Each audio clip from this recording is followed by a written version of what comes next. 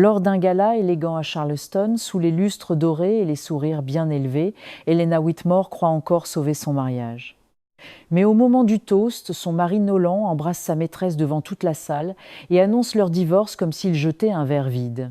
Ce qu'il ignore, c'est qu'en humiliant publiquement une femme blessée, il vient de réveiller une force qu'il ne pourra plus contrôler. Entre mensonges, argent volé, famille complice et justice implacable, Helena va perdre ses illusions mais retrouver sa dignité. Et croyez-moi, la chute de Nolan sera bien plus terrible qu'il ne l'imagine. Dites-nous en commentaire d'où vous regardez et à quelle heure vous écoutez cette histoire. Il y a des soirées qui ne se contentent pas de finir. Elles coupent une vie en deux. Pour Helena Whitmore, cette soirée-là commença sous les lustres dorés du Magnolia House, un vieux club privé de Charleston, où les familles respectables venaient sourire devant les caméras, lever des verres de champagne et faire semblant que l'argent rendait les cœurs propres. Dehors, les chênes couverts de mousse espagnole ployaient dans la brise tiède de Caroline du Sud. Dedans, 200 invités murmuraient, riaient, échangeaient des cartes de visite entre les tables couvertes de nappes blanches. Helena avait 29 ans. Elle portait une robe bleu nuit, simple mais élégante, et un collier de perles que sa mère lui avait donné le matin de son mariage. Elle avait hésité avant de le mettre. Ces derniers mois, quelque chose dans sa maison s'était refroidi. Nolan rentrait tard. Nolan souriait moins. Nolan posait son téléphone face contre la table comme on cache une arme. Pourtant, ce soir, Helena voulait encore croire. C'était le gala caritatif annuel organisé par l'entreprise de son mari. Officiellement, on collectait des fonds pour rénover une bibliothèque pour enfants. En réalité, c'était aussi la scène préférée de Nolan Whitmore. 30 ans, costume noir, parfaitement coupé, sourire de présentateur télé, voix chaude et confiante. Il savait remercier les donateurs, serrer les mains, faire rire les veuves riches et convaincre les entrepreneurs qu'il était l'homme à suivre. Helena le regardait depuis sa table. Elle se souvenait du garçon qu'elle avait aimé avant les costumes chers, avant les mensonges, avant ces silences où elle se sentait coupable sans savoir de quoi. Marisol, sa meilleure amie, s'approcha avec 2 verres d'eau pétillante. « Tout va bien ?» Helena sourit, mais ses doigts se crispèrent autour de sa serviette. « Oui, je crois. » Elle mentait. Depuis 3 semaines, elle avait trouvé des indices qu'elle aurait préféré ne jamais voir. Une facture d'hôtel à Savannah, un parfum sucré sur la veste de Nolan. Un message apparut une seconde sur son écran, avant qu'il ne l'efface. « Tu me manques déjà ?» Le nom affiché était Sienna. Sienna Val était là ce soir. 26 ans, chanteuse dans un lounge chic du centre-ville, robe ivoire, lèvres rouges, cheveux noirs tombant comme une cascade sur ses épaules. Elle riait près du bar, trop près de Nolan. Sa main effleurait son bras avec cette familiarité que seules les femmes sûres d'elles osent afficher en public. Helena détourna les yeux.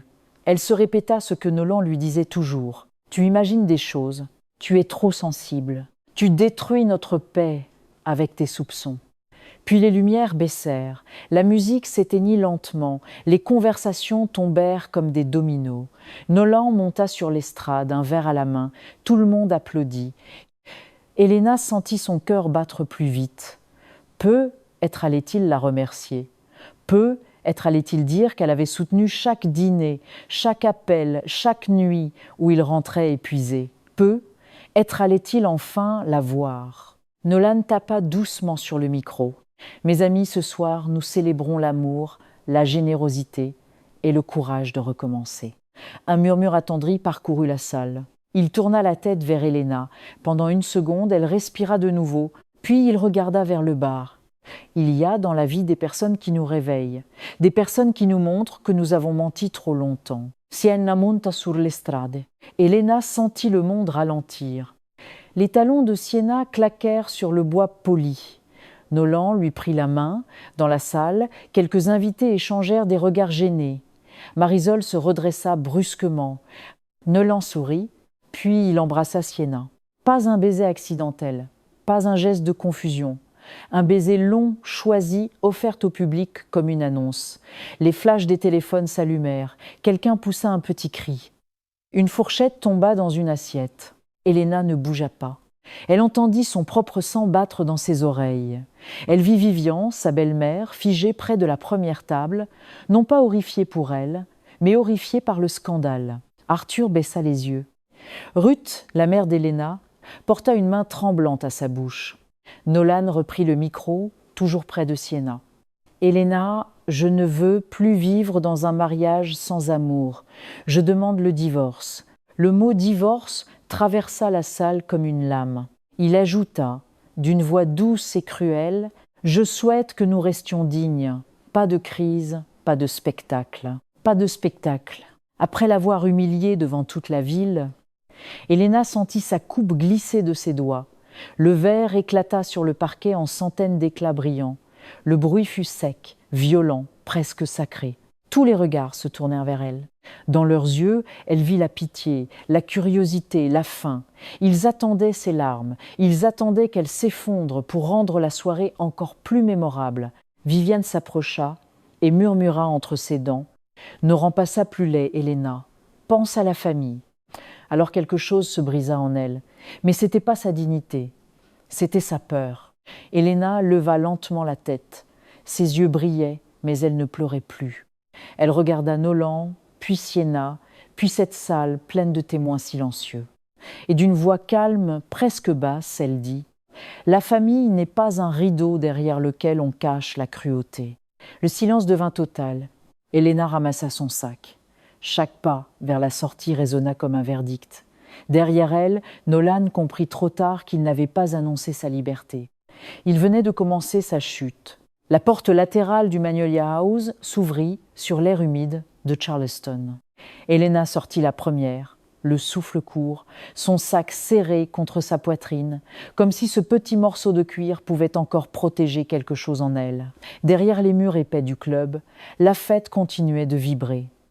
On entendait encore la musique, étouffée, indécente, mêlée aux voix excitées de ceux qui venaient d'assister à une humiliation et qui prétendraient demain avoir été bouleversés. La nuit sentait le jasmin, l'asphalte chaud et la pluie qui menaçait. Les lampadaires du parking projetaient une lumière pâle sur les voitures alignées. Helena avança de quelques pas, puis s'arrêta près d'un vieux chêne dont la mousse espagnole pendait comme des cheveux gris. Tout son corps tremblait. Marisol la rejoignit presque en courant. « Helena, respire, regarde-moi, respire. » Mais Helena ne savait plus comment faire. Sa gorge était fermée, ses côtes semblaient trop étroites pour contenir son cœur. Elle se pencha, posa une main sur le capot d'une voiture et eut un haut-le-cœur. Rien ne sortit, sauf un sanglot sec, humiliant, arraché à un endroit si profond qu'il ne ressemblait plus à des pleurs. « Il a fait ça devant tout le monde, » murmura-t-elle. Marisol posa une main ferme entre ses omoplates. « Oui, et tout le monde l'a vu. Souviens-toi de ça. Ce n'est pas ton scandale, c'est le sien. » Mais Helena entendait encore la voix de Nolan dans le micro. Pas de crise, pas de spectacle, comme si la dignité consistait à se laisser poignarder en silence, comme si une femme trahie devait surveiller le volume de sa douleur pour ne pas déranger les invités. La porte s'ouvrit de nouveau. Nolan sortit. Il avait encore ce calme calculé sur le visage. Sa cravate était légèrement de travers, mais son sourire restait intact, ce sourire poli qu'il utilisait avec les donateurs, les photographes, les clients méfiants. Sienna n'était pas avec lui. Bien sûr, elle n'avait servi qu'à la scène. Maintenant venait la négociation. « Helena, dit-il doucement, comme on parle à une enfant agitée, tu aurais pu éviter cette sortie dramatique. » Marisol se redressa. « Tu plaisantes ?» Nolan ne la regarda même pas. « C'est une affaire entre ma femme et moi. » Helena se tourna lentement vers lui. Sous la lumière froide du parking, il paraissait moins brillant, moins héroïque. On voyait la dureté au coin de sa bouche, la fatigue de celui qui joue un rôle depuis trop longtemps. « Ta femme ?» demanda-t-elle. « Tu viens d'annoncer notre divorce devant 200 personnes. Tu ne peux pas utiliser ce mot seulement quand il t'arrange. » Pendant une seconde, son regard se durcit. Puis il soupira, comme si elle était décevante. « Voilà exactement pourquoi j'ai dû le faire publiquement. En privé, tu aurais pleuré, crié, menacé. Là au moins, les choses sont claires.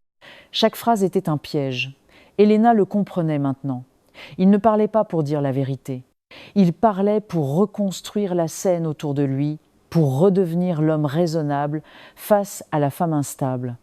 Il sortit une enveloppe de la poche intérieure de sa veste. « J'ai préparé des documents. Rien de compliqué.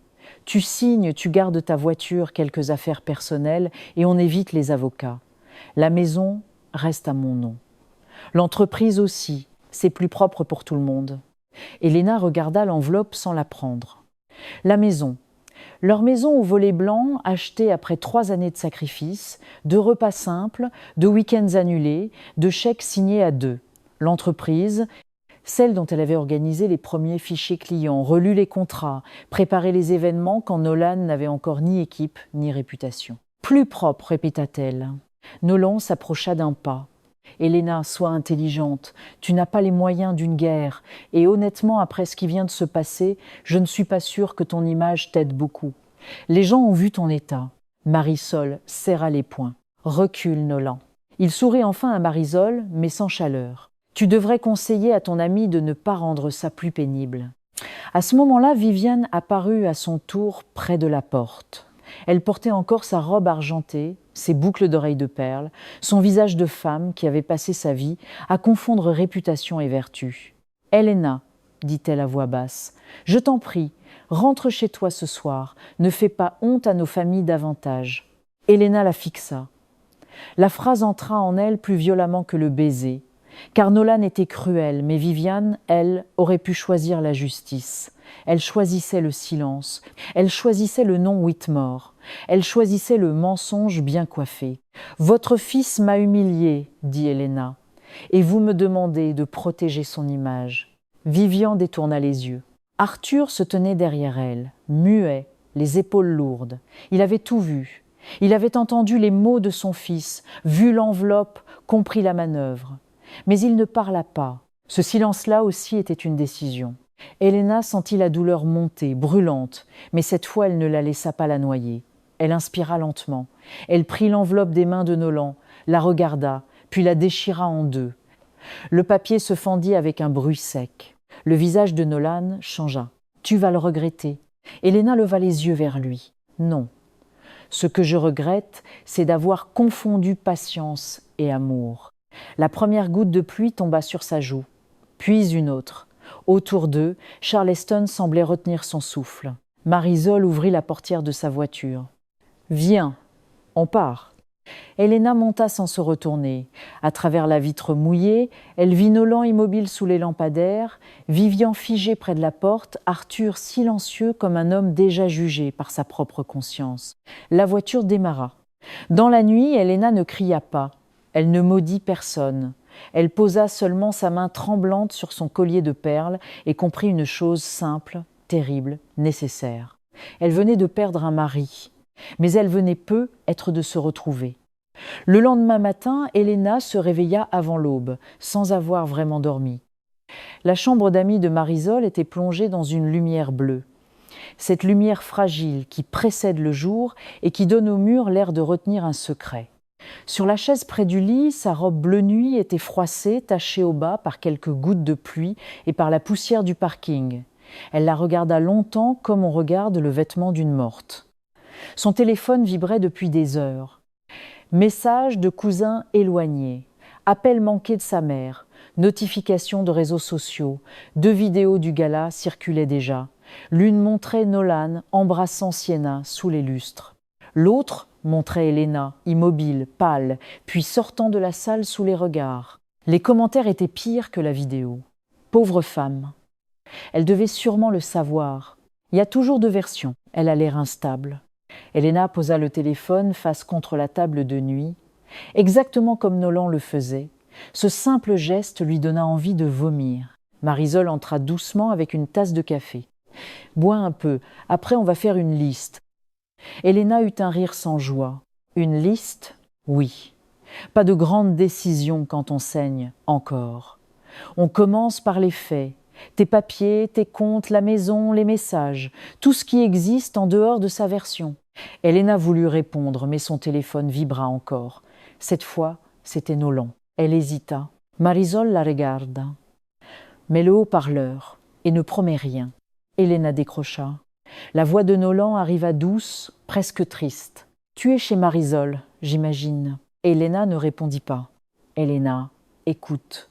Hier soir, les choses ont dérapé. Je reconnais que la forme était difficile, mais tu sais aussi que notre mariage était fini depuis longtemps. » Sa voix glissait comme de l'huile sur du verre, pas une excuse, une correction du récit. « Je veux passer à la maison ce matin, » dit Elena. « Silence. Ce n'est pas une bonne idée. » Son cœur s'esserra. « Pourquoi ? Parce que j'ai besoin d'espace.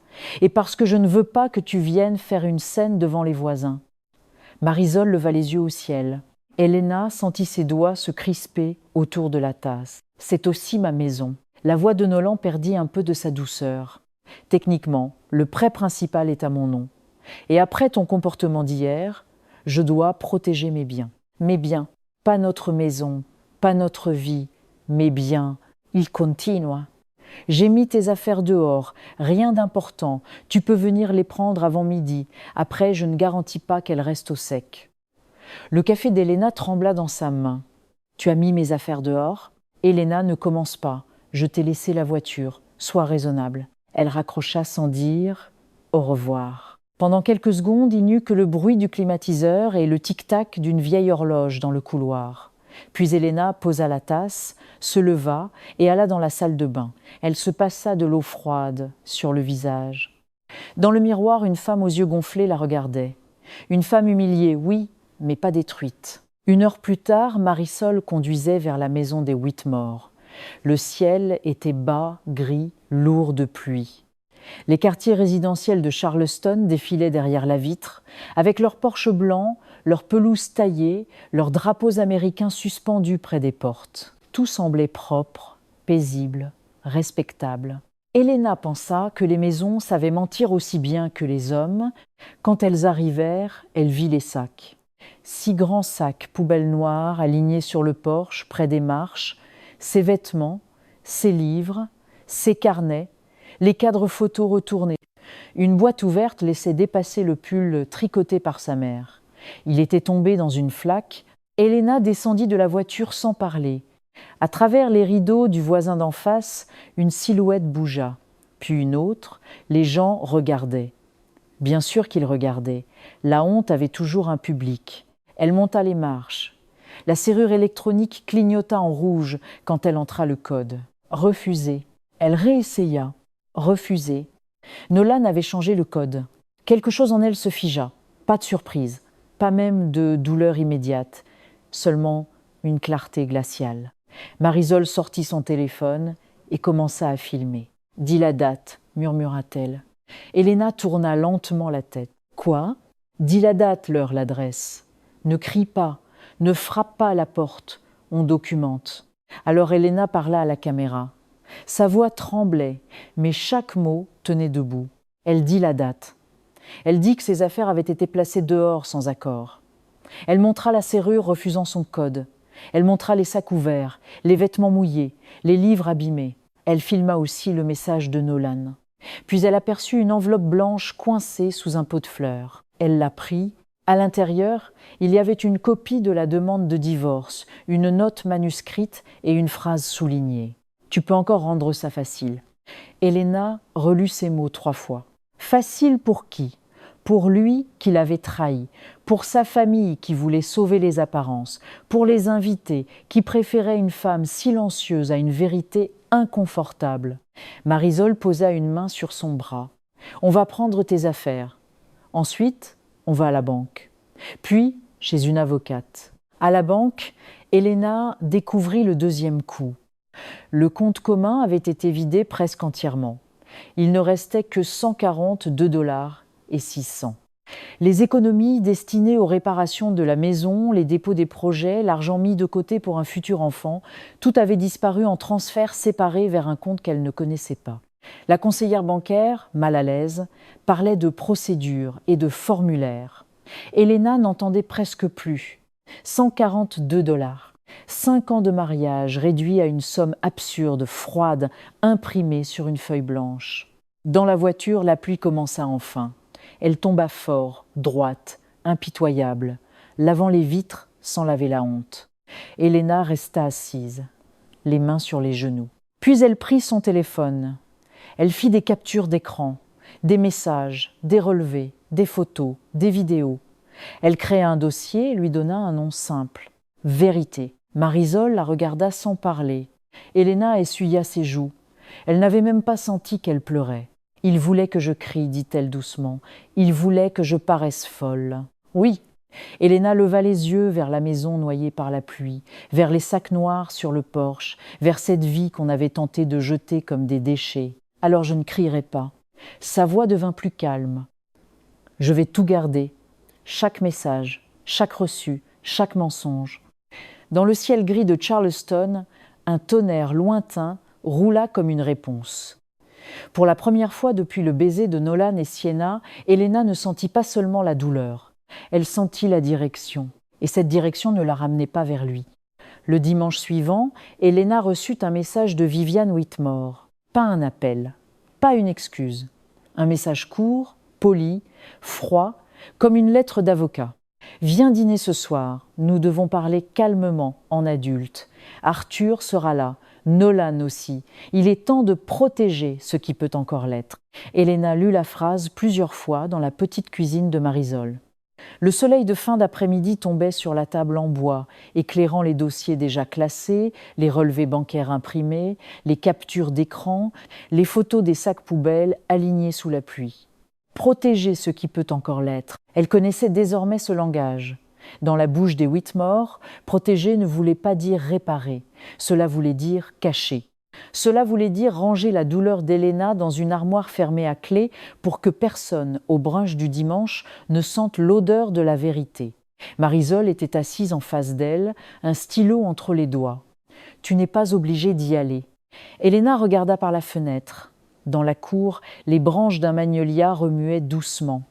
Elle pensa à sa mère, Ruth, qui lui avait souvent dit qu'une femme devait parfois avaler des mots amers pour garder une maison debout. Mais une maison debout sur le mensonge n'était pas un foyer, c'était une façade. « Je vais y aller, dit Elena, pas pour négocier, pour entendre jusqu'où ils sont prêts à aller. » Marisol posa le stylo. « Alors, tu n'y vas pas seule. Tu gardes ton téléphone chargé. Tu ne signes rien et tu me textes dès que tu sors. » Elena hocha la tête. À 7 heures, elle arriva devant la maison de Vivian et Arthur, une grande demeure blanche près de The Battery, avec des colonnes impeccables et des lanternes de cuivre qui brillaient comme si rien de laide n'avait jamais franchi ce seuil. La pelouse était fraîchement coupée. Les azalées roses bordaient l'allée. Tout respirait l'ordre, la tradition, l'argent ancien et les secrets bien entretenus. Vivian ouvrit la porte avant même qu'Elena ne sonne. Elle portait un tailleur crème, des perles au cou, le visage tendu mais parfaitement maquillé. « Elena, merci d'être venue. Pas ma chère. Pas comment vas-tu. Pas je suis désolée. » Dans la salle à manger, la table était dressée avec de la porcelaine fine, de l'argenterie polie, des verres étincelants. Un rôti reposait au centre, comme si ce dîner était une réunion de famille ordinaire. Arthur était déjà assis, les mains jointes devant son assiette. Il avait vieilli en 3 jours. Nolan se tenait près de la cheminée, un verre de bourbon à la main, l'air fatigué d'un homme qui se croit victime de l'injustice qu'il a créée. Elena resta debout. « Je préfère parler avant de manger. » Vivian pinça les lèvres. « Très bien. » Elle indiqua une chaise. Elena s'assit, le dos droit. Nolan prit la parole le premier. « Je veux que tout cela se termine proprement, pour nous deux. » Elena le regarda sans répondre. « Il posa son verre. Tu as pris des photos, tu parles à Marisol, tu consultes probablement des avocats. Ce n'est pas nécessaire. On peut éviter la guerre. » Vivian glissa une enveloppe sur la table. « Nous avons préparé une proposition. Tu recevras 20 000 $, une somme généreuse compte tenu des circonstances. En échange, tu quittes la maison. Tu renonces à toute réclamation sur l'entreprise et tu signes un accord de confidentialité. » Elena fixa l'enveloppe. 20 000 $. Pour 5 ans de mariage, pour des économies volées, pour une humiliation publique, pour son silence. Arthur baissa les yeux vers son assiette vide. Elena sentit une tristesse étrange la traverser. Pas seulement pour elle, pour cette famille entière, si bien habillée, si bien élevée, mais incapable de nommer le mal quand il portait leur nom. « Et si je refuse ?» demanda-t-elle. Nolan eut un petit rire sans joie. « Tu peux refuser, mais réfléchis. Tu travailles dans une bibliothèque communautaire. Tu n'as pas les moyens de payer une longue procédure. Moi, j'ai des relations.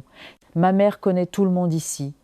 Les gens aiment notre famille. » Vivian intervint d'un ton plus doux, plus dangereux. « Elena, personne ne veut te blesser, mais les femmes respectables ne traînent pas leur mari devant un tribunal pour une erreur. » Le mot erreur tomba sur la table comme une insulte. Elena tourna lentement la tête vers elle. « Une erreur, c'est oublier un anniversaire. Ce que votre fils a fait, c'est préparer une humiliation, vider un compte, me mettre dehors et essayer de me faire passer pour instable. » Le visage de Vivian se ferma. « Tu dramatises. » À cet instant, quelque chose passa dans les yeux d'Arthur. Une gêne, une fatigue. Peu. Être même de la honte. Mais il ne parla toujours pas. Elena se tourna vers lui. « Vous aussi, vous pensez que je dramatise ?» Arthur serra les mâchoires. Nolan le regarda aussitôt, comme pour l'avertir. Le silence dura trop longtemps. Enfin, Arthur murmura « Je pense que tout cela aurait dû être réglé en privé. » Elena reçut la phrase en plein cœur. En privé. Voilà le vieux refuge des familles puissantes. En privé, on enterre les cris. En privé, on maquille les blessures. En privé, les coupables dorment mieux que ceux qu'ils ont détruits. Elena se leva. Non. Ce qui s'est passé en public ne sera pas réparé par mon silence en privé. Nolan posa son verre trop fort sur la cheminée. « Tu veux quoi, Elena ? De l'argent ? De la vengeance ? Me voir à genoux ?» Elle le regarda enfin, vraiment. Elle vit l'homme qu'elle avait aimé, mais derrière lui, il n'y avait plus qu'un enfant capricieux déguisé en adulte, furieux que sa victime refuse de jouer son rôle. « Je veux ce qui est juste. » Il s'approcha. « Tu vas perdre. » Cette fois, Arthur leva la tête. « Nolan !» Un seul mot. Mais c'était la première fissure dans le mur. Nolan se figea, Vivian pâlit. Elena ramassa son sac. « Je ne signerai rien ce soir. À partir de maintenant, toute communication passera par mon avocate. » Vivian se leva brusquement. « Tu vas détruire cette famille. » Elena s'arrêta près de la porte de la salle à manger. La lumière chaude des lustres dessinait des ombres sur les murs, longues et déformées, comme si la maison révélait enfin sa vraie forme. « Non, Vivian, je refuse seulement d'être enterrée sous ces mensonges. Si votre famille s'écroule, ce ne sera pas parce que j'ai parlé. Ce sera parce que vous avez tous choisi de vous taire trop longtemps. » Elle sortit sans attendre de réponse. Dehors, l'air du soir était frais. Les lanternes tremblaient dans le vent. Elena descendit les marches lentement, chaque pas plus stable que le précédent. Son téléphone vibra. Un message de Marisol. « Tout va bien ?» Elena regarda la Maison Blanche derrière elle, belle, silencieuse, pleine de fissures invisibles. Elle répondit « Oui ». Et je n'ai rien signé. Le lundi matin, Charleston semblait avoir déjà rendu son verdict. Elena le comprit avant même d'entrer dans la bibliothèque. Deux mères cessèrent de parler en la voyant traverser le trottoir. Un homme qu'elle saluait chaque semaine détourna les yeux. Sur les marches, une affiche annonçait encore le programme de lecture pour enfants du samedi avec des dessins de crayons, de livres ouverts et de soleils maladroits. Tout ce qu'Elena aimait dans son travail était là, innocent, fragile, exposé. Puis elle vit le premier commentaire sur la page Facebook de la bibliothèque. « Est-ce vraiment le genre de personne qu'on veut autour de nos enfants ?» Son estomac se contracta. Elle ouvrit le lien partagé sous la publication. C'était une vidéo de Sienna Val. Elle était assise dans une voiture, le visage sans maquillage, les yeux brillants de larmes parfaitement placées. Sa voix tremblait juste assez pour émouvoir. « Je ne voulais pas parler, mais je ne peux plus me taire. Nolan et moi nous sommes trouvés dans une période très difficile. Son mariage était déjà terminé. Je n'ai jamais voulu blesser personne. Mais certaines personnes refusent d'accepter la vérité et deviennent dangereuses. » Elena sentit ses doigts devenir froids. Sienna ne prononçait pas son nom. Elle n'en avait pas besoin. Tout Charleston savait. La vidéo continuait. Sienna disait avoir été harcelée. Elle disait craindre pour sa sécurité. Elle disait que Nolan avait vécu des années de contrôle émotionnel. Chaque phrase était enveloppée de douceur, mais au centre se trouvait un poison précis. Sous la vidéo, Nolan avait commenté « Merci de dire la vérité. Personne ne devrait vivre dans la peur de la réaction de son conjoint. » Elena posa le téléphone sur son bureau comme s'il brûlait. Autour d'elle, la bibliothèque respirait lentement. Les néons bourdonnaient. Une imprimante crachait des feuilles près de l'accueil. Dans la section jeunesse, une petite fille riait en feuilletant un livre d'images. Ce rire lui fit presque mal. Car Nolan ne se contentait plus de détruire leur mariage. Il posait ses mains sur sa réputation, sur son travail, sur le seul endroit où Elena s'était toujours sentie utile. À 10h, sa directrice, Mrs. Holloway, la convoqua dans son bureau. La pièce sentait le café froid et le papier ancien. Sur le mur, un cadre affichait une phrase sur le pouvoir des livres. Elena la lut sans la voir vraiment.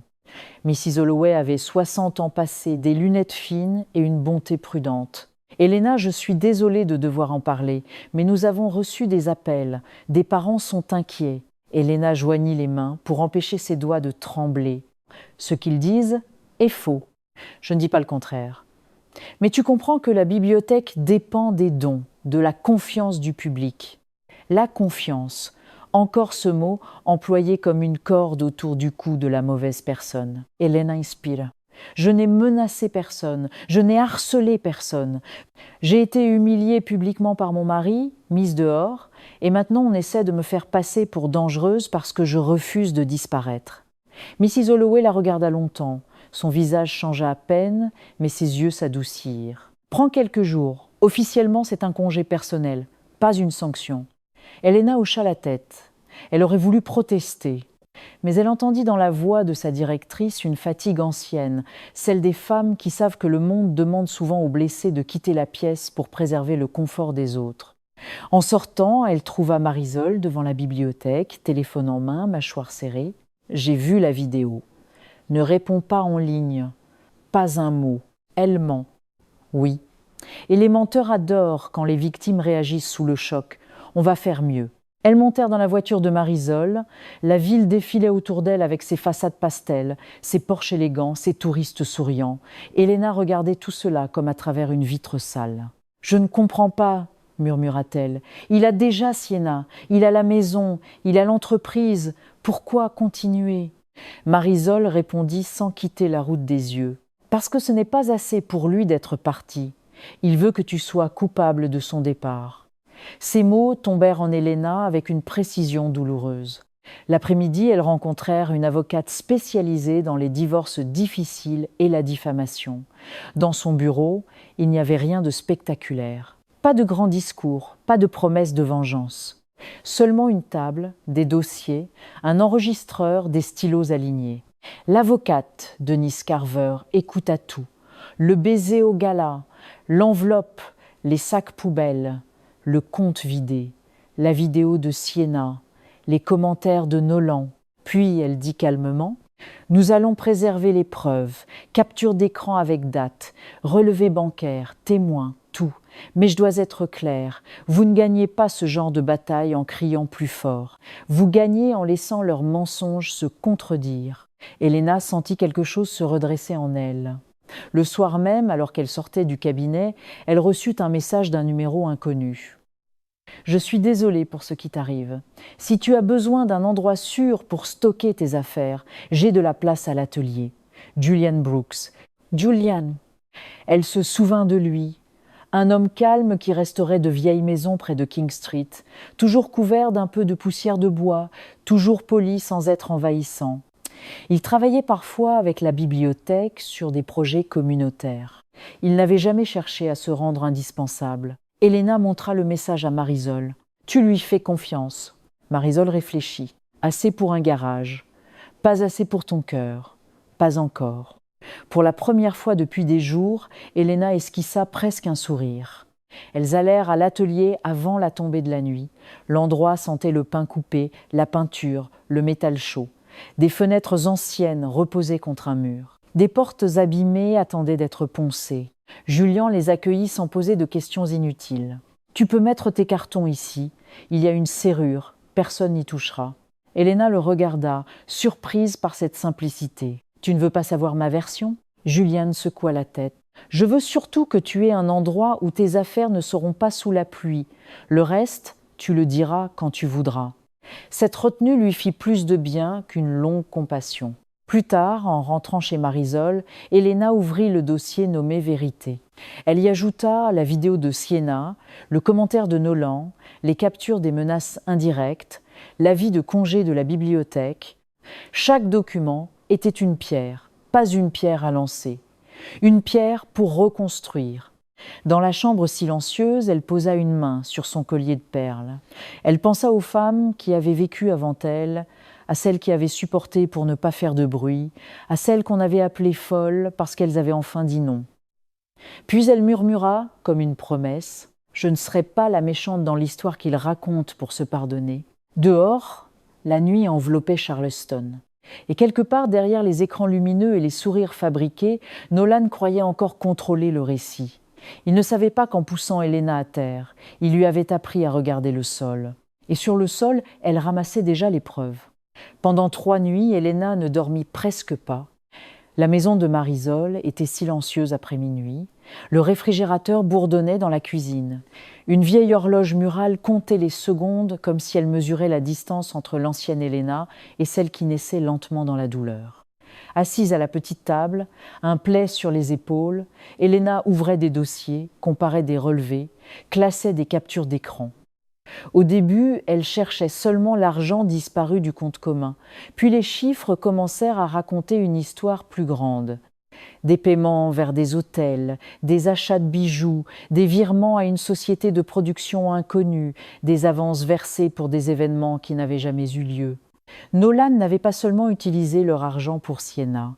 Il avait mélangé leur vie privée, son entreprise et les fonds de plusieurs clients, comme s'il pouvait déplacer la vérité d'un compte à l'autre sans jamais être rattrapé. Elena relut une facture 3 fois, dépôt événementiel, Charleston Harbor Pavilion, 18 500 $. Elle connaissait ce lieu, Nolan lui avait dit que ce contrat avait été annulé. Pourtant, l'argent avait été encaissé, puis transféré 2 jours plus tard vers un compte intitulé Val Creative Media. Siena. Elena sentit un froid lui parcourir le dos. Ce n'était plus seulement une maîtresse en robe ivoire sous les lustres, c'était une complice possible. Une femme qui pleurait devant une caméra en parlant de peur et de vérité pendant que l'argent volé finançait ses chansons, ses vidéos, ses robes et ses faux silences. Le lendemain, elle apporta les documents à Denise Carver, l'avocate. Le bureau était baigné d'une lumière blanche, presque clinique. Denise enfila ses lunettes, prit les relevés, puis se tut longtemps. Ce silence fit plus peur à Elena qu'une exclamation. « Ce n'est pas seulement un divorce difficile, » dit enfin Denise. « Il y a potentiellement dissimulation d'actifs, fraude commerciale et utilisation abusive de fonds communs. » Marisol, assise près de la fenêtre, croisa les bras. Donc il ne détruisait pas seulement Elena, il volait aussi d'autres gens. Denise hocha la tête. « C'est possible, mais nous devons rester prudentes. On ne publie rien, on ne menace personne, on transmet les éléments aux bons endroits, avec méthode. » Elena regarda les feuilles étalées sur la table. Chaque chiffre semblait porter une petite tache sombre. « Et si je révèle tout maintenant ?» demanda-t-elle. « Une seule publication, une seule vérité. Après ce qu'ils ont dit sur moi, les gens comprendraient. » Denise la fixa avec une douceur ferme. « Les gens aiment le scandale, Elena, mais un tribunal aime les preuves propres. Ne donnez pas à Nolan l'occasion de dire que vous agissez par vengeance. » Ces mots restèrent en elle. Vengeance. Elle y avait pensé. Bien sûr qu'elle y avait pensé. Il y avait des moments où elle imaginait le visage de Nolan se décomposer devant toute Charleston. Elle imaginait Siena perdre ses abonnés, Vivian baisser les yeux au supermarché, les invités du gala ravaler leurs murmures. Une part d'elle voulait qu'il ressente, ne serait-ce qu'1 heure, l'étouffement qu'il lui avait imposé. Mais une autre part, plus profonde, plus ancienne, lui murmurait que la justice ne devait pas lui voler son âme après que Nolan lui avait déjà volé sa paix. Ce soir-là, Elena alla voir Ruth, sa mère. Ruth vivait dans une petite maison à North Charleston avec un porche étroit, des rideaux cousus à la main et une odeur de savon à la lavande. Elle avait préparé du thé, mais ses mains tremblaient en posant les tasses. « J'ai vu ce qu'ils disent sur toi », murmura Ruth. Helena resta debout près de la table. « Et tu les crois ?» Le visage de Ruth se froissa. « Non, mais j'ai peur pour toi. Les hommes comme Nolan n'aiment pas perdre. » Helena baissa les yeux. Elle pensa à son père, aux infidélités, aux excuses, aux années pendant lesquelles Ruth avait souri dans les réunions de famille pendant que son cœur s'éteignait lentement. « Maman, tu m'as toujours appris à tenir bon. Mais parfois, tenir bon voulait dire rester dans la douleur. » Ruth ferma les yeux. Quand elle les rouvrit, ils étaient humides. « Je croyais te protéger.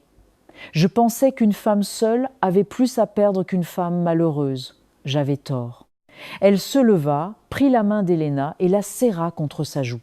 « Ne deviens pas cruelle, mais ne deviens pas silencieuse. » Cette phrase accompagna Helena le lendemain, quand elle rencontra Arthur Whitmore dans un petit dîner au bord de la route 17. Il avait demandé à la voir sans Viviane, sans Nolan. Arthur semblait plus petit hors de sa grande maison blanche. Il portait une veste brune usée et tenait une enveloppe contre lui. Ses yeux ne cherchaient pas à se défendre. « J'ai vérifié certains dossiers, dit-il. Nolan a utilisé le nom de son frère Reid pour ouvrir un compte secondaire. Il a aussi déplacé des dépôts de clients. » Il poussa l'enveloppe vers elle. « Ce sont des copies. Je donnerai les originaux à ton avocate si elle les demande officiellement. » Helena resta immobile. « Pourquoi maintenant ?» Arthur regarda son café noir. Parce que j'ai passé ma vie à corriger des colonnes de chiffres, mais j'ai laissé mon fils devenir un homme faux sous mon propre toit. Je ne peux pas réparer ça, mais je peux arrêter de mentir.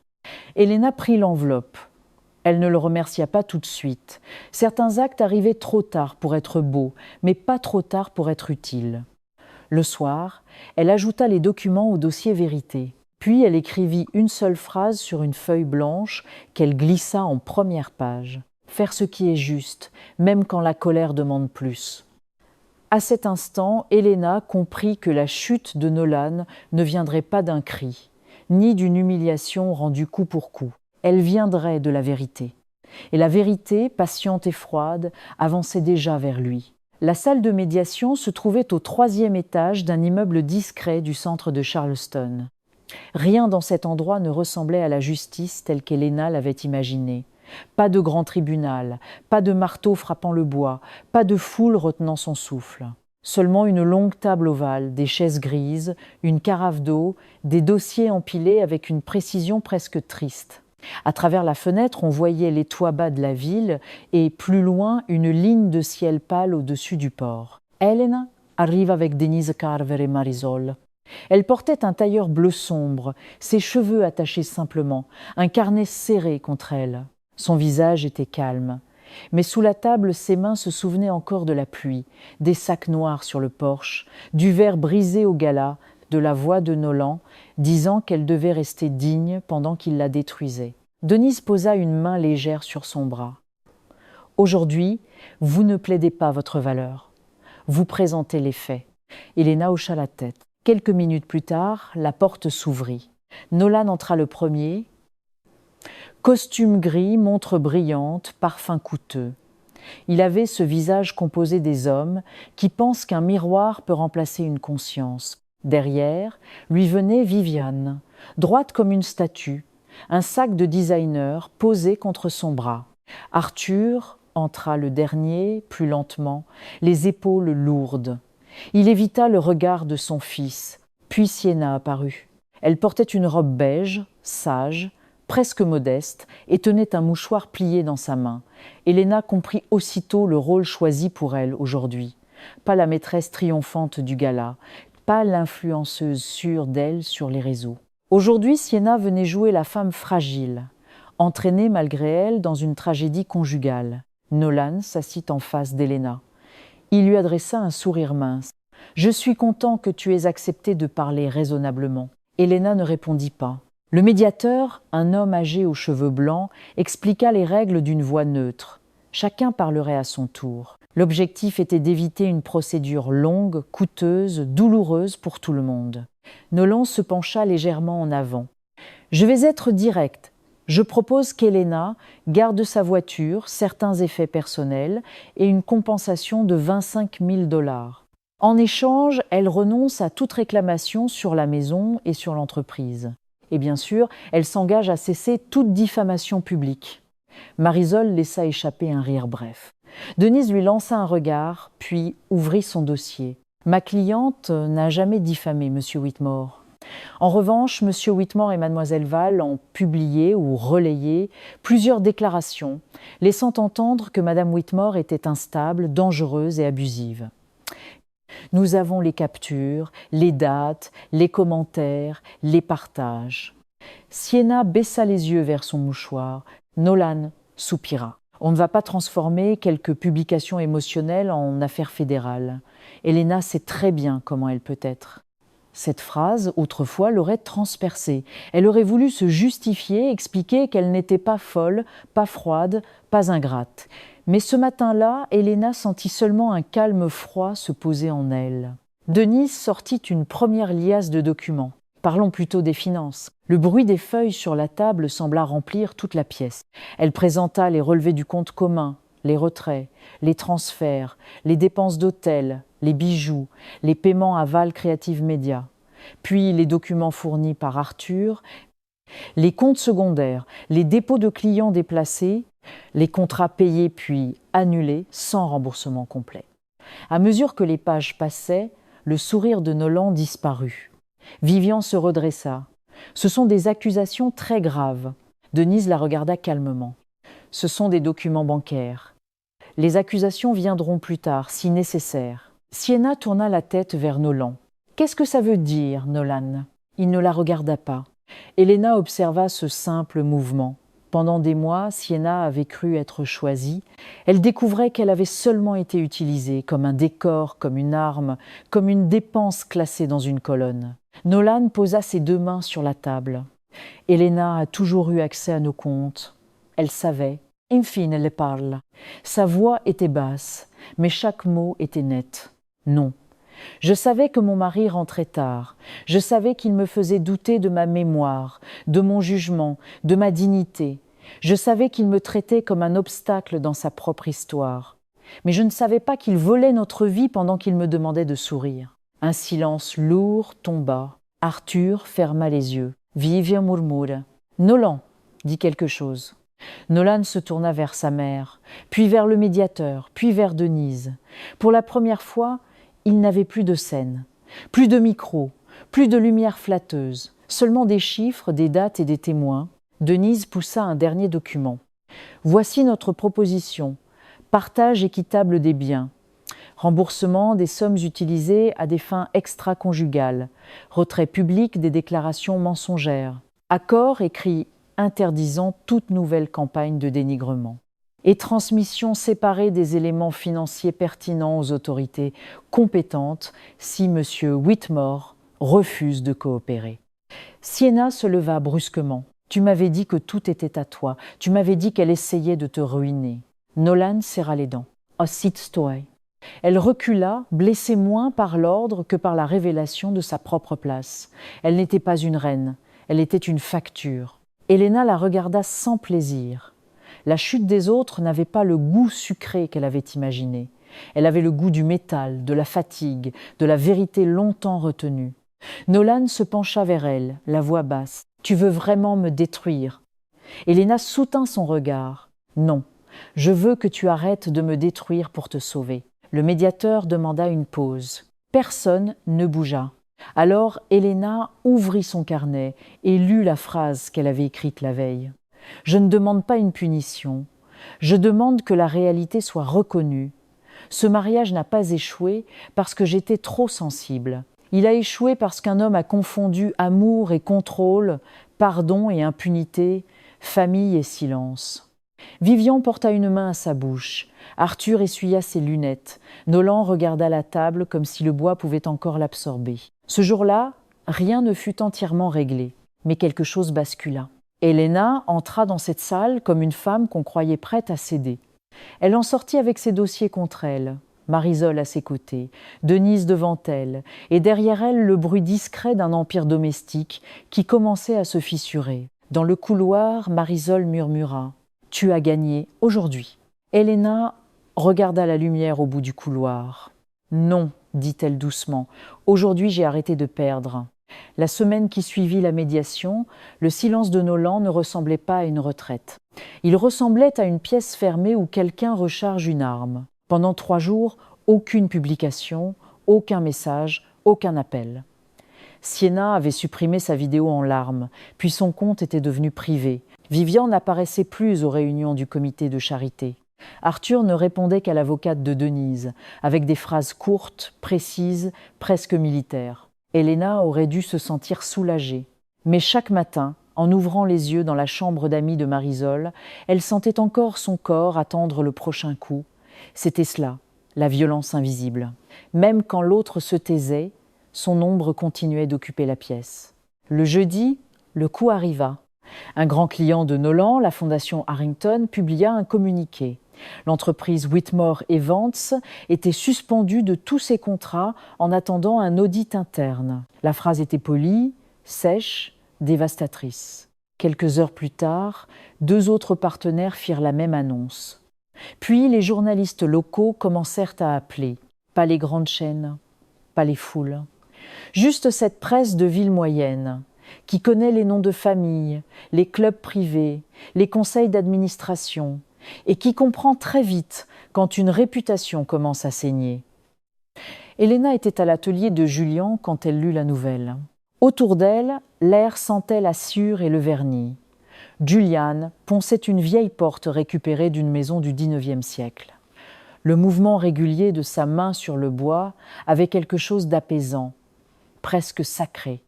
Il ne réparait pas les choses pour les rendre neuves. Il les réparait pour qu'elles puissent porter leurs cicatrices sans s'effondrer.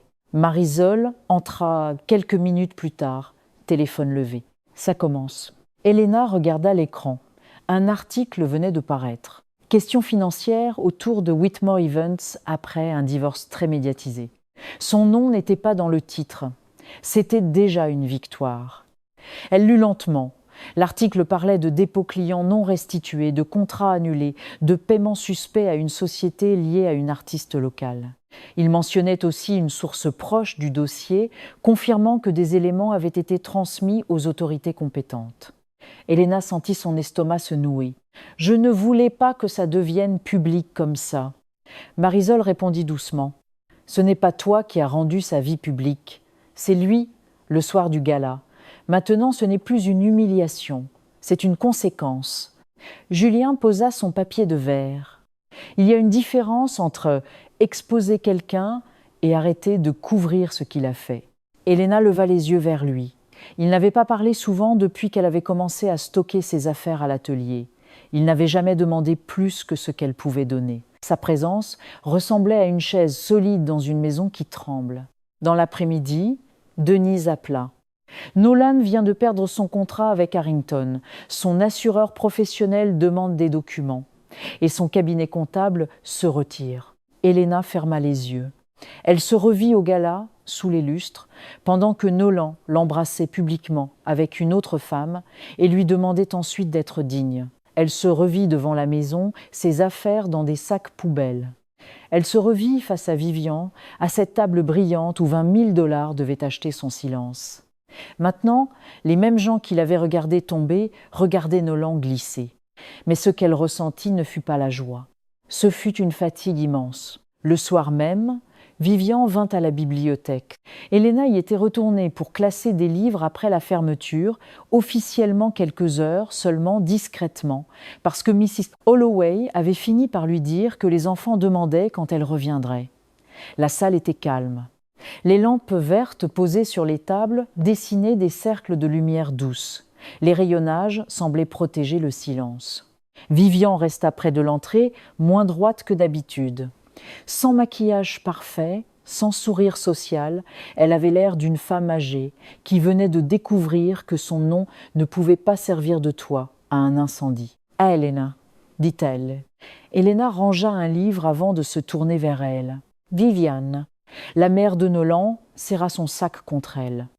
Le comité m'a demandé de prendre du recul, temporairement. Elena ne répondit pas. Les gens parlent. Ils disent que j'ai défendu Nolan, que j'ai voulu te faire taire. Sa voix se brisa légèrement. C'est vrai, dit Elena. Vivian baissa les yeux. Pendant longtemps. Seules les aiguilles de l'horloge murale remplirent l'espace entre elles. Je croyais protéger ma famille. Elena sentit une tristesse froide monter en elle. Non, vous protégiez une image, ce n'est pas la même chose.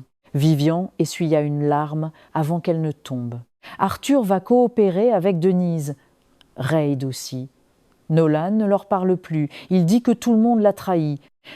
Elena pensa à Reid, 24 ans, entraîné dans un conte qu'il n'avait pas compris.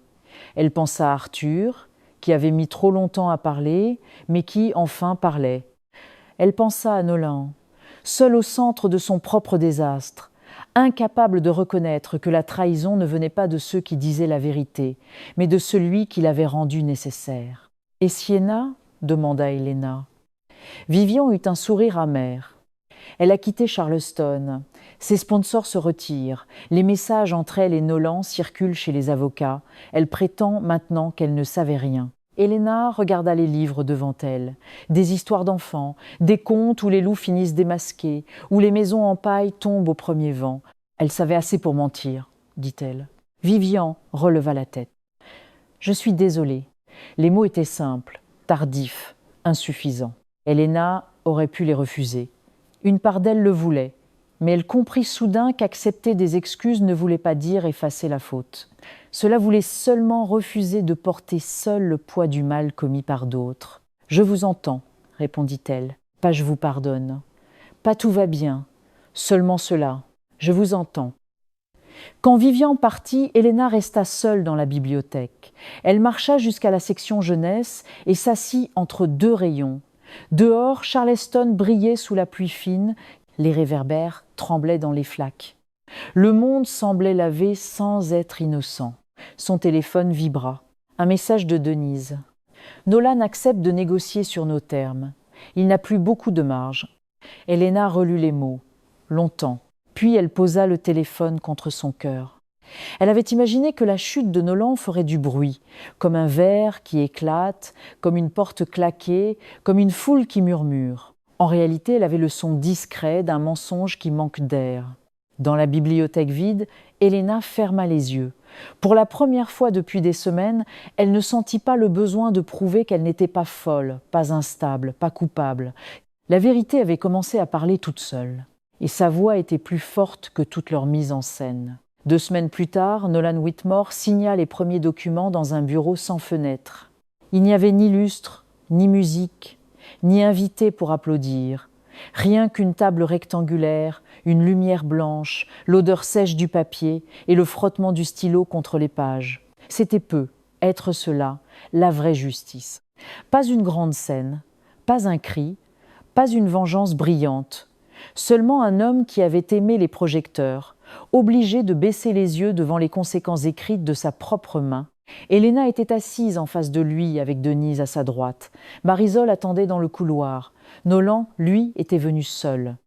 Son costume semblait plus large sur ses épaules. Son visage avait perdu cette assurance lisse qu'il portait autrefois, comme une seconde peau. Il n'avait plus l'air d'un homme puissant. Il avait l'air d'un homme surpris que le monde ne continue pas à croire sa version. Denise lisait les termes d'une voix calme. Partage équitable de la maison, remboursement des sommes prélevées sur le compte commun, compensation pour les dépenses engagées au profit de Sienna, retrait écrit des accusations publiques, engagement à ne plus contacter Elena directement, coopération avec les procédures financières liées à Whitmore Event. Chaque phrase tombait comme une pierre. Nolan ne protesta presque pas. Il avait déjà perdu trop de terrain, ses clients principaux étaient partis, son comptable l'avait abandonné, la fondation Harrington réclamait des explications. D'autres familles, autrefois charmées par ses sourires, demandaient maintenant où étaient passés leurs dépôts. Sienna avait disparu de Charleston. Elle avait publié un dernier message vague sur la guérison, les erreurs et les femmes fortes. Mais les marques locales avaient rompu leur contrat. Le club où elle chantait avait suspendu ses soirées. Les captures de ses conversations avec Nolan circulaient désormais entre avocats, et chaque phrase prouvait qu'elle n'avait pas été une innocente entraînée dans une histoire triste. Elle avait ri de la femme qu'elle contribuait à détruire. Elle avait accepté l'argent. Elle avait participé au mensonge. Elena ne se réjouissait pas. C'était étrange. Pendant les pires nuits, elle avait imaginé ce moment comme un feu. Elle pensait qu'elle sentirait une chaleur triomphante en voyant Nolan perdre ce qu'il avait protégé plus que son mariage. Mais assise là, devant lui, elle ne ressentait qu'une fatigue profonde et une paix encore fragile. Nolan signa une page, puis leva les yeux. « Tu es satisfaite ?» Sa voix n'était pas forte, elle était usée, mais il y avait encore au fond ce vieux poison, cette façon de vouloir transformer sa responsabilité en cruauté chez l'autre. Elena le regarda. « Non !»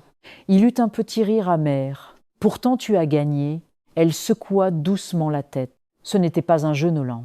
C'était notre vie. Il détourna les yeux. Pour la première fois, elle vit peu être une fissure réelle, pas du remords pur, pas encore. Mais une solitude qui commençait à comprendre qu'elle n'était pas une injustice. Elle était le résultat d'années de mensonges, de mépris, de calculs et de lâcheté. Quand la réunion se termina, Nolan resta assis. Elena se leva, prit son dossier, puis s'arrêta près de la porte. Il murmura « Tout le monde m'a tourné le dos, même mon père, même Reid. » Elena sentit son cœur se serrer malgré elle. C'était cela qui rendait la manipulation si dangereuse. Même détruit, Nolan cherchait encore une manière d'être le blessé principal. « Ils ne t'ont pas tourné le dos, dit-elle. Ils ont arrêté de porter ce que tu refusais de regarder. » Dans le couloir, Marisol l'attendait. Elle ne posa pas de questions. Elle ouvrit seulement les bras, et Elena s'y laissa tomber quelques secondes. Pas comme une femme faible, comme une femme qui avait traversé trop longtemps la tempête, en tenant son propre corps debout. Plus tard dans l'après-midi, Elena rencontra Viviane dans un petit dîner près de la route 17. L'endroit sentait le café, le bacon grillé et la pluie sur les manteaux. Des retraités lisaient le journal dans des banquettes rouges. Une serveuse remplissait les tasses sans demander. Viviane semblait différente. Ses perles avaient disparu.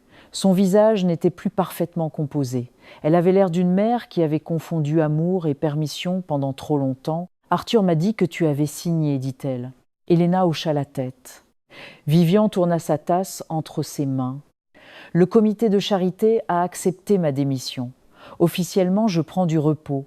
En réalité, ils ne veulent plus de moi. » Elle tenta de sourire, mais son visage trembla.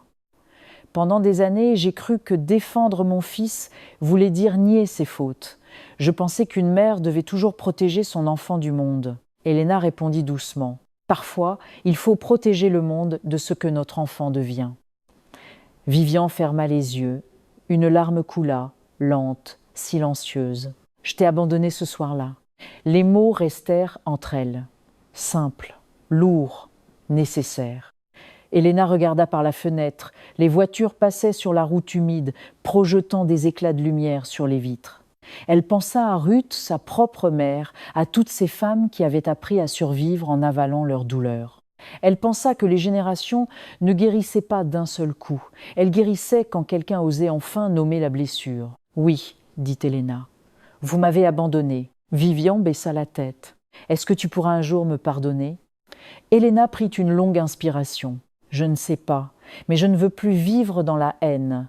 C'est tout ce que je peux vous donner aujourd'hui. » Viviane hocha la tête comme si cette réponse honnête et incomplète valait mieux qu'un pardon offert trop vite.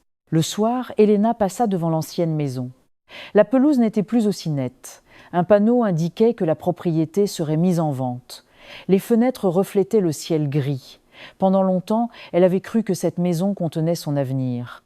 Maintenant, elle ne voyait qu'un décor où elle avait trop souvent réduit sa voix pour que Nolan se sente plus grand. Elle ne pleura pas. Elle posa seulement la main sur la barrière blanche, puis la retira. Au même moment, dans un appartement loué de l'autre côté de la ville, Nolan regardait seul une vidéo du gala. On y voyait son sourire, le baiser, la stupeur d'Elena, les téléphones levés comme de petites flammes. Ce qu'il avait pris pour son triomphe était devenu le commencement exact de sa chute. Elena, elle, reprit sa route sous la pluie fine. Elle n'avait pas tout retrouvé, pas encore.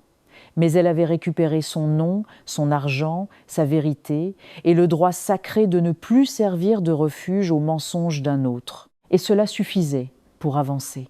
1 an plus tard, Helena vivait à Savannah, à 3 milles de l'océan. Sa maison n'était pas grande.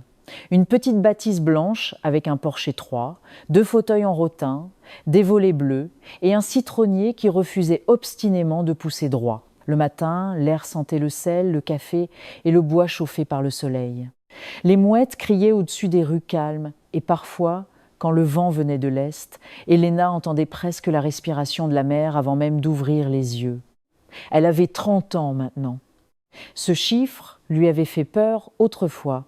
À 30 ans, elle pensait qu'elle aurait une maison parfaite, un mari solide, être un enfant, des photos encadrées sur un manteau de cheminée et des dimanches en famille. Elle avait eu une maison, oui. Elle avait eu un mari aussi. Mais certaines choses qui ressemblent à des bénédictions de loin deviennent des cages quand on y vit trop longtemps. Elle ne possédait plus la maison de Charleston. Elle avait reçu sa part après la vente, assez pour recommencer sans luxe, mais sans peur immédiate. Elle avait retrouvé son poste à la bibliothèque pendant quelques mois, puis avait choisi de partir, non parce qu'elle fuyait, parce qu'elle voulait que son prochain chapitre commence avec sa propre voix. À Savannah, elle travaillait dans une école publique et organisait chaque samedi matin un atelier gratuit pour femmes récemment divorcées ou séparées. On y parlait de comptes bancaires, de crédits, de documents importants, de mots de passe, de contrats, de peur, de honte, et de cette question que presque toutes posaient à voix basse. Comment ai-je pu ne pas voir ? Helena ne répondait jamais avec mépris. Elle savait désormais que la manipulation ne commence pas par une prison. Elle commence par une phrase douce, une excuse logique, un doute posé dans l'esprit de l'autre comme une graine. Ce samedi-là, 12 femmes étaient assises autour d'une table de classe. Certaines avaient les cheveux blancs. D'autres portaient encore l'alliance qu'elles n'arrivaient pas à retirer. Helena écrivait au tableau avec un marqueur noir. « Votre dignité n'est pas un bien à négocier. » Elle se retourna et vit Ruth, sa mère, assise au fond de la salle. Ruth venait parfois aider à préparer le café et à distribuer les dossiers. Elle ne donnait pas de grands conseils. Elle apprenait, elle aussi, à 61 ans. Elle découvrait qu'une femme pouvait regretter son silence sans se condamner pour toujours. Après l'atelier, Ruth rangea les chaises pendant qu'Helena empilait les feuilles. « Tu parles bien, dit-elle doucement. Helena sourit. « J'ai appris en payant cher. » Ruth s'approcha, les yeux brillants. « Je suis fière que tu n'aies pas hérité de ma peur. » Helena posa une main sur celle de sa mère. « J'ai hérité de ta force. J'ai seulement appris à l'utiliser autrement. » L'après-midi, Julian arriva avec des plans roulés sous le bras. Il rénovait une vieille maison près du quartier historique pour en faire une petite bibliothèque communautaire. Il venait demander l'avis d'Helena sur l'espace enfant, disait-il. Mais elle savait qu'il aurait pu choisir seul l'emplacement des étagères. Depuis 1 an, Julian n'avait jamais forcé une porte dans sa vie. Il l'avait invitée à dîner 2 fois. Elle avait refusé la première, accepté la seconde. Il marchait souvent près de la rivière, parlait de livres, de maisons anciennes, de leurs cicatrices respectives. Rien n'était précipité, rien ne ressemblait à une fuite. Ce jour-là, il déroula les plans sur la table. « Je pensais mettre les fauteuils ici, près des fenêtres. Les enfants aiment la lumière. » Helena se pencha sur le papier. Et les adultes aussi, même quand ils prétendent le contraire. Julian rit doucement. Pendant 1 seconde, leurs mains se touchèrent au bord du plan. Helena ne retira pas la sienne tout de suite. Elle sentit une chaleur calme, différente des anciennes tempêtes. Pas une promesse bruyante, pas un sauvetage. Une possibilité. Le soir, en rentrant chez elle, Helena s'arrêta devant l'océan. Le soleil descendait lentement, étalant sur l'eau des bandes roses, dorées et violettes. Elle ôta ses sandales et marcha dans le sable frais. Chaque vague venait effacer ses traces, puis laisser la plage ouverte à d'autres pas. Son téléphone vibra. Un message de Marisol. « Devine qui vient de recevoir la confirmation finale. L'accord est complètement exécuté. Plus rien ne te lie à Nolan. » Helena resta immobile. Plus rien. Elle avait cru que cette phrase provoquerait une explosion de joie, mais ce qui monta en elle fut plus doux, un relâchement, comme si une main invisible cessait enfin de serrer sa gorge. Elle répondit seulement « Merci de m'avoir aidé à ne pas disparaître ». Puis elle rangea le téléphone. Quelque part à Charleston, Nolan vivait dans un petit appartement au-dessus d'un garage, travaillant comme assistant pour une entreprise qui ne mettait pas son nom sur les contrats. Son entreprise avait fermé, Reid ne lui parlait presque plus. Arthur lui envoyait parfois des messages courts, mais refusait de mentir pour lui. Vivian avait quitté le comité de charité et servait désormais anonymement dans une soupe populaire, peu être par honte, peu être par désir sincère de devenir meilleure. Sienna avait tenté de recommencer en ligne sous un nouveau nom, mais Internet a une longue mémoire pour ceux qui bâtissent leur image sur les ruines d'une autre femme. Helena ne leur souhaitait plus le mal. C'était cela qui l'étonnait le plus. Elle ne voulait pas qu'ils souffrent éternellement. Elle voulait seulement qu'ils ne puissent plus appeler leurs mensonges de l'amour, de la famille ou de la nécessité. La nuit tomba lentement sur la plage. Helena pensa au gala, au lustre, aux baisers, aux verres brisés. Pendant longtemps, elle avait cru que cette scène serait la définition de sa honte. Maintenant, elle la voyait autrement. Ce soir-là, Nolan n'avait pas seulement annoncé leur divorce. Sans le savoir, il avait ouvert la porte de sa prison. Elle avait traversé cette porte en tremblant. Puis elle avait appris à marcher. Le vent souleva ses cheveux. Au loin, un enfant riait près de l'eau. Helena ferma les yeux et respira profondément. Elle n'était pas devenue dure, elle n'était pas devenue cruelle, elle était devenue libre. Et dans cette liberté, il y avait une leçon simple, assez forte, pour tenir toute une vie.